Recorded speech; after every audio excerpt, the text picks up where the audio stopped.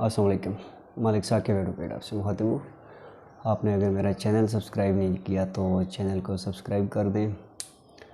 आज जो आपसे डिस्कशन करने जा रहा हूँ वो कॉन्स्टिट्यूशनल हिस्ट्री ऑफ पाकिस्तान में एक बहुत ही इम्पोर्टेंट केस है, जो कि एक लैंडमार्क है कॉन्स्टिट्यूशनल हिस्ट्री में, डोसू केस।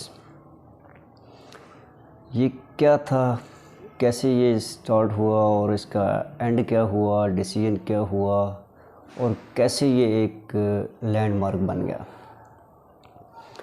वो कुछ ऐसे कि बलूचिस्तान के लोरालाई में एक मर्डर हो गया।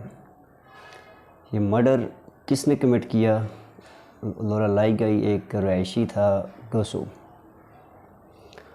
तो लोरालाई में उस वक्त जो ऐसे तमाम मामलात थे वो देखे जाते थे लोया जिरगा के से। इस बंदे को अरेस्ट कर लिया गया। अरेस्ट करके तो इसको लोया जिरगा में पेश कर दिया गया।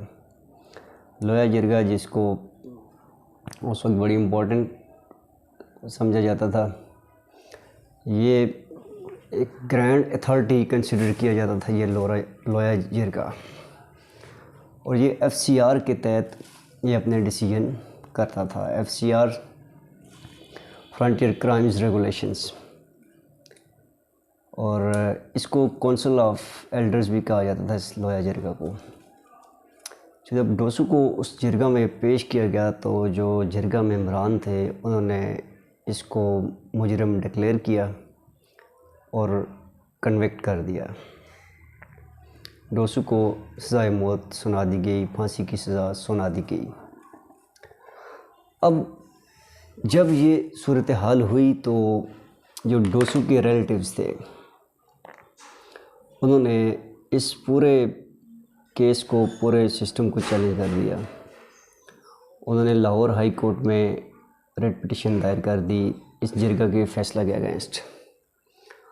और इन्होंने जो एफसीआर का जो लॉ था उसको चैलेंज कर दिया कि ये जो 56 का कॉन्स्टिट्यूशन है उसके जो आर्टिकल्स 5 और 7 हैं ये उनके अगेंस्ट है, फंडामेंटल राइट्स के अगेंस्ट है, राइट टू काउंसिल के अगेंस्ट है, इक्वलिटी के अगेंस्ट है, इक्वलिटी बिफोर लॉ के अगेंस्ट है। हाई कोर्ट में ये केस चला, अपील चली, रिट पिटीशन चली और हाई कोर्ट ने डोसू को बरी कर दिया। जो काउंसिल ऑफ एल्डर्स का डिसीजन था वो कलअदम करार दिया और डिसीजन डोसू के फेवर में दे दिया। और इसी ग्राउंड पे कि भाई ये जो जितना भी एफसीआर लॉज हैं इसके तहत जो भी ये फ़ैसला किया गया है ये बुनियादी इंसानी हकूक़ की खिलाफ वर्जी है। उसके बाद क्या हुआ, यहाँ से एक ड्रामेटिक चेंज शुरू हो गई। वो चेंज कैसी शुरू हुई कि ये एफसीआर था, फ्रंटियर क्राइम्स रेगुलेशंस, इसकी क्रेडिबिलिटी पे सवालात उठ गए।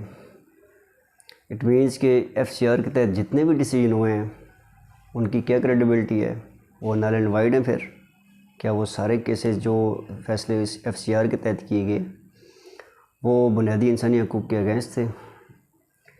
फिर फेडरेशन ऑफ पाकिस्तान ने, गवर्नमेंट ऑफ पाकिस्तान ने लाहौर हाई कोर्ट का जो डिसीजन था उसको सुप्रीम कोर्ट ऑफ पाकिस्तान में चैलेंज कर दिया। अब यहाँ से ये जो केस है बड़े एक ड्रामाई अंदाज में आगे निकलता है, आगे चलता है। सुप्रीम कोर्ट में इस केस की जो हियरिंग होनी थी वो 13 अक्टूबर 1958 को होनी थी, जो कि हुकूमत वक्त ने अपील की थी लाहौर हाई कोर्ट के फ़ैसले के अगेंस्ट। अब होता यह है कि मेजर जनरल सिकंदर मिर्ज़ा 7 अक्टूबर को मुल्क में मार्शल लॉ नाफिज कर देते हैं। मार्शल लॉ नाफिज हो गया। मार्शल लॉ नाफिज होते ही वो ज़ाहिर है जो कॉन्स्टिट्यूशन है उसको, आइन को मुअत्तल कर देते हैं, ख़त्म कर देते हैं। और मुल्क में जो आइन था, जो लॉ था, वो अपनी आइनी हैसियत में बरकरार नहीं रहा। वो आइन को उन्होंने ख़त्म कर दिया।